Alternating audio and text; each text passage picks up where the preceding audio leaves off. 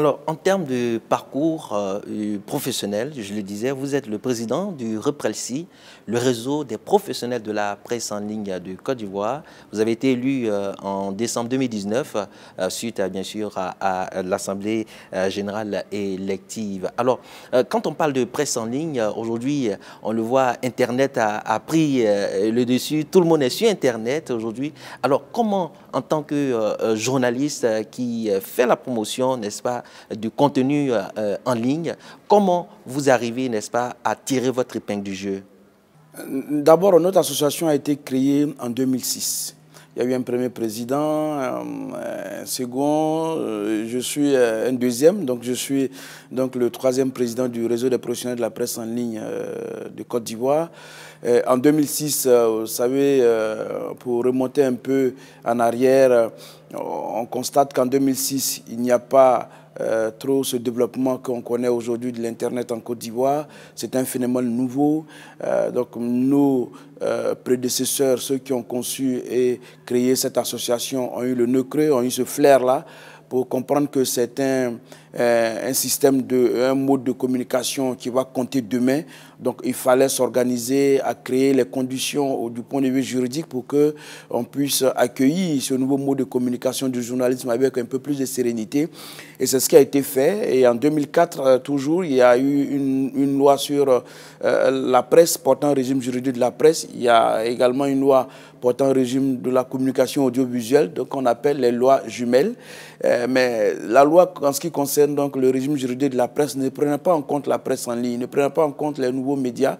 Et donc il fallait travailler en sorte que à la prochaine, au prochain remaniement de cette loi, que ce volet-là soit pris en compte. Et c'est ce que nous avons fait. Notre association y a travaillé. En 2014, nous avons été invités à un atelier à Grand Bassam pour travailler sur ces textes de 2004 en vue donc de la modification qui devrait être intégrée pour prendre en compte notamment les nouveaux médias, la presse en ligne. Et c'est ce qui a été fait.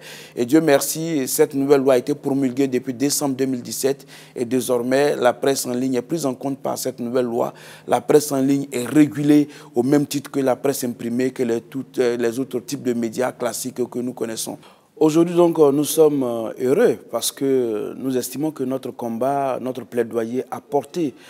Parce qu'aujourd'hui, nous avons un cadre juridique qui nous permet d'évoluer dans le même cadre que les autres presses classiques qu'on connaît, la radio, la presse imprimée, la télévision, parce que désormais, régie par la loi portant un régime juridique qui a été promulguée en décembre 2017. Alors, à côté de l'aspect juridique, il y a l'aspect économique aussi important.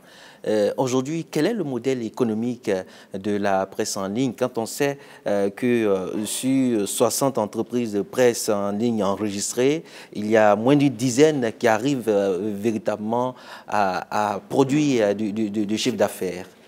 Oui, c'est une très belle question parce que, voyez-vous, beaucoup de personnes accourent vers les médias en ligne, les médias numériques, pensant que c'est aisé, c'est facile, sans pour autant prendre la peine de mener une étude, de bien mener la réflexion, pourquoi je veux créer une entreprise, quelle est ma cible, qu'est-ce que je veux, etc., etc.